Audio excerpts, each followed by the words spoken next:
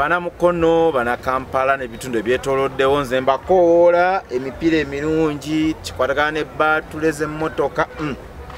tewaliolaga Aginox Tires and Batteries faba tusawana emipiira emirungi gyonna giriko warranty ya mwaka so tusanga bifo bibiri tulina mebaga wa Shell Chagwe oba Shell Agip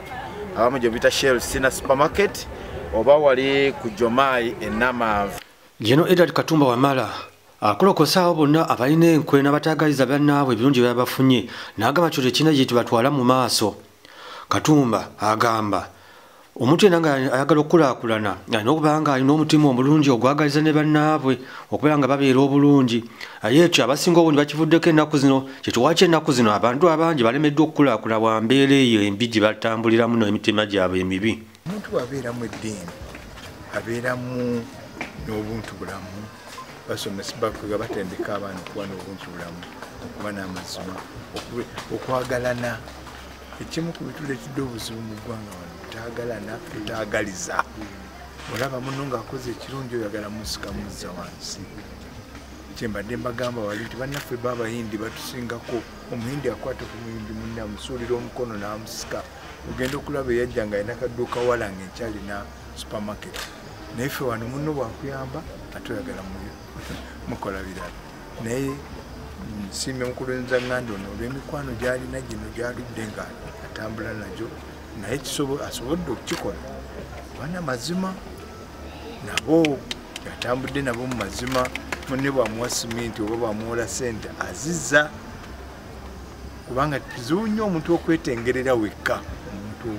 omu kizibu nnyo kale senga tuba tutambulira mu ntambula eyo ne tumanya nti emikwano bw'otambula n'emikwano n'amazima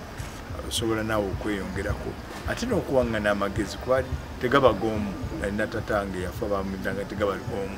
amagezi tegaba g'omu kale bw'otambula ne banno nabo bakuwa ku magezi n'ogenda ng'ogazwa kale njagadde kumwebaza mutabani wange Muzaŋŋanda olw'omulimu guno omulungi omuyonjo naye n'okwebaza omukulu w'essomero n'abasomesa kubanga oluusi ye sirowooza nti ebiseera ebisinga abeera wano definitely ate abanoonya ssente kwongeramu naye ate zaateeka wano zikola ekyo ekikola kisuubirwamu. Jeno Katumba wabadde ku kyalo Kabembe ku ssomero lya Muza High School agamba obuli bw'enguzi mu ggwanga buno bweyongedde amasomero abaana gye basomera n'engeri gye geenyigiddemu mu kubba ebigezo n'ebintu ebirala kiviirako ennaku zino abantu okukula nga bamanyidde okulya enguzi n'obubbi nga kino kigenda kuttattana nnyo eggwanga ddala mu byenkulaakulana. Tukirabyeko mu masomero agamu jo nabadde tubadde tulaba ku TV emu ng'abazadde balumbya essomero erimu nti baagula ebibuuzo kubw'abaana kakati omwana bw'oba omutandikidde eno omulaga nti mu bukumpanya mu bukulupya mujja okuyita kati ate nkyo omuwadde okubeera permanent secretary mu ministry abeera accounting officer nga yava eno wansi nga mukulupya kati olowooza otya okuba nti anaakwata bulungi essente z'ekitongole n'olwekyo ebintu ebimu byetulaba kati tetubyewuunya biyinza okuba nga byava ku ngeri abantu abo gye bakola ki gye bakuzibwamu gye bajja balabe gye bayisibwamu mu mbeera eyo.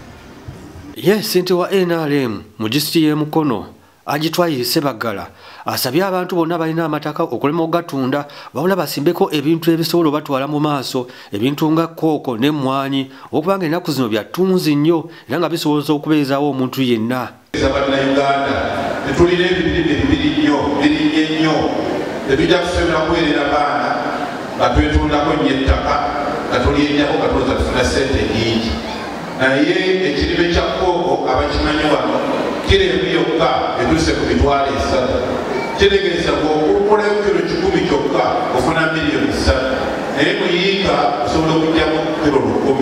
kitegeeza ofuna miliyoni 3. Ekyokubiri kyekirime ky'emmwanyi kiro y'emmwanyi gyafudde yonna yonna etuuse ku mitwalo 10 asoma ozirongoosezza bulungi kiro eyakibo yagenze ku siringi 5,000 n'olwekyo abatujja kuweerera abaana nga tukozesa ettaka lino bulungi nga tulikuumye kubanga ettaka lya wano mu ssento litunangako ekyerya. Ye Wilson Mukibi Muzaŋŋanda nani wa Muza High School asabye abantu bonna okusanga ekitiibwa mu bukojja bwabwe n'ategeeza mtuno ku bukojja wali emikisa mingi nnyo. oludda lw'okukojja luba lukulu nnyo kano mukakwala oludda lw'okukojja ne woba ofuna mukyala ebeera nsonga ki entambula y'omwana n'emikisa gyonna katonda agigaba naye ate neeri nsonga nkulu oteka okumanya omukyala gwogenda okuba naye bwayingiridde bakola kinene nyo eri abaana bwe bafuuka ab'enjawulo anti ab'entima bwe banza ate nefuuka ow'enjawulo bwalimukoleza ab'entima mwenna bali wano katonda bampeera omusa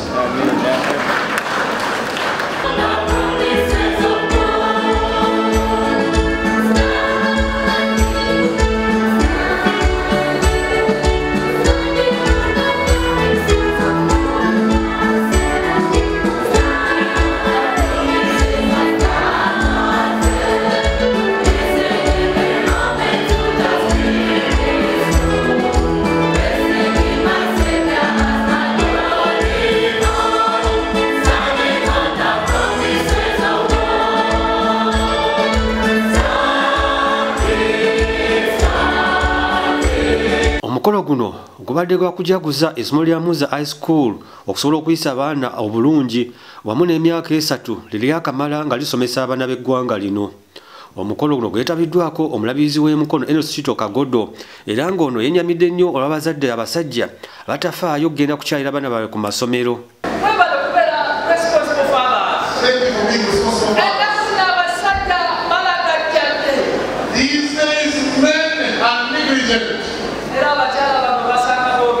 And several times you find these women saying that I'll be at home for the sake of my kids.